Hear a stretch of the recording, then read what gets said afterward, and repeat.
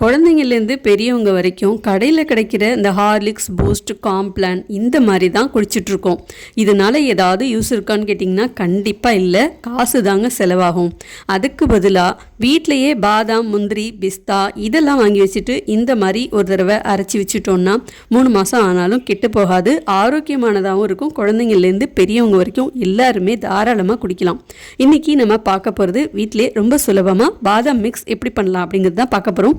வாங்க நம்ம வீடியோக்குள்ளே போகலாம். வீடியோக்குள்ளே போகிறதுக்கு முன்னாடி இது வரைக்கும் நம்ம சேனலை யாரும் சப்ஸ்கிரைப் பண்ணாமல் இருந்தீங்கன்னா சப்ஸ்கிரைப் பண்ணிட்டு பக்கத்தில் வர பெல் ஐகானையும் கிளிக் பண்ணிக்கோங்க. ஒரு பேனில் 1 கப் அளவுக்கு பாதாம் எடுத்துட்டு நல்லா பொன்முறுவலாக வறுத்துக்கணும். சரியா ஒரு 2 நிமிஷம் நல்லா இந்த மாதிரி வறுத்து விட்டுக்கோங்க.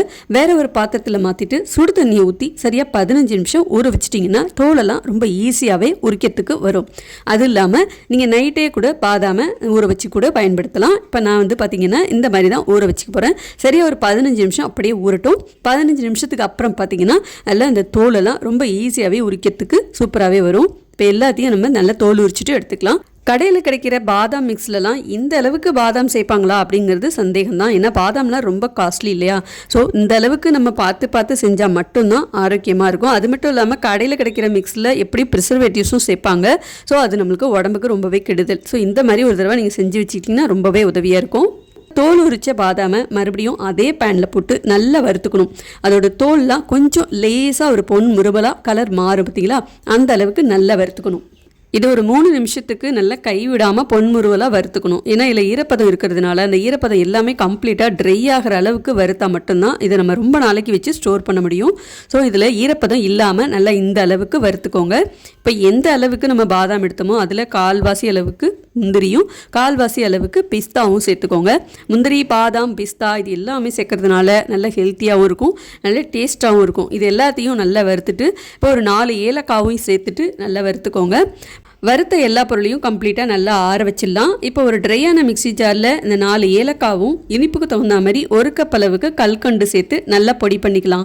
கல்கண்டுக்கு பதிலாக நீங்கள் நாட்டு சர்க்கரை இல்லை வெள்ளை சர்க்கரை எது வேணாலும் சேர்த்துக்கலாம்.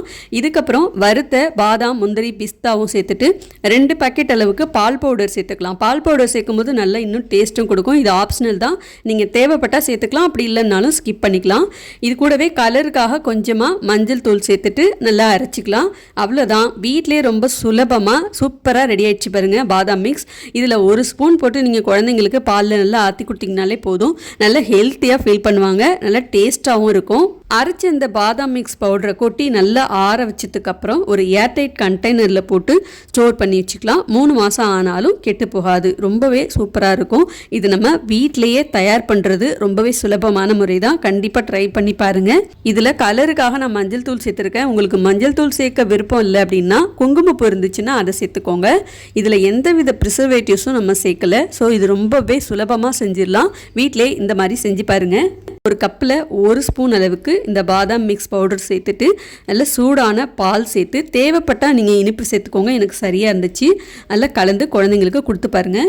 ஆக்சுவலாக இதுக்கு முன்னாடி காம்ப்ளானில் பாதாம் ஃப்ளேவர் தான் நான் குழந்தைங்களுக்கு கொடுத்துட்டு இருந்தேன். அதில் ஒரு பாதாம் கூட கண்ணில் தென்படவே இல்லை. 2வது அதை குடிக்கிறதுனால எந்த ஒரு பிரயோஜனமும் இல்லை. அதுக்கப்புறம் தான் நான் இதை செஞ்சு கொடுக்கலாம் அப்படின்னு சொல்லி நான் ட்ரை பண்ணேன். இது கொடுத்ததுக்கப்புறம் எங்கள் குழந்தைங்க சொன்ன மொதல் விஷயம் என்னென்னா, நிறைய பாதாம், முந்திரி, பிஸ்தாலாம் இருக்குது, அதுமாரி குடிக்கிறதுக்கு டேஸ்ட்டாகவும் இருக்குது, நல்ல வாசனையாகவும் இருக்குது, எனக்கு டெய்லி இந்த மாதிரி கொடுங்கன்னு சொல்லி கேட்டுட்டு இருந்தாங்க. ஸோ நீங்களும் இதே மாதிரி செஞ்சு கொடுங்க, குழந்தைங்களுக்கு ரொம்ப ஹெல்த்தியாக இருக்கும். இந்த ரெசிபி உங்களுக்கு பிடிச்சிருந்ததுன்னா மறக்காமல் லைக், ஷேர், கமெண்ட் பண்ணுங்கள். அப்படியே அடுத்தடுத்து வர வீடியோஸ்லாம் தொடர்ந்து பார்க்கணுன்னா சேனலை சப்ஸ்கிரைப் பண்ணி சப்போர்ட் பண்ணுங்கள்.